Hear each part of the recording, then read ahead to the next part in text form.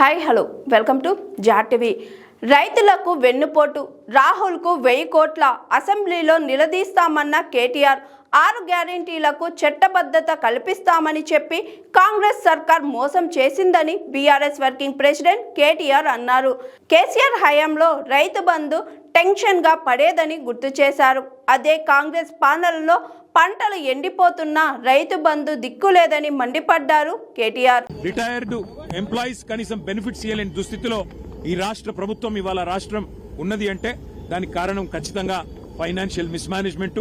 తెలంగాణను ఒక ఏటీఎం గా మార్చి ఏఐసిసికి సమర్పించుకునే దాని మీద ఉన్న శ్రద్ధ ఈ రాష్ట్రంలోని పేదల మీద లేదు అనేది తప్పకుండా రాష్ట్రంలోని ప్రతి పేదవాడి తరపున ఈ ప్రభుత్వాన్ని నిలదీస్తాం.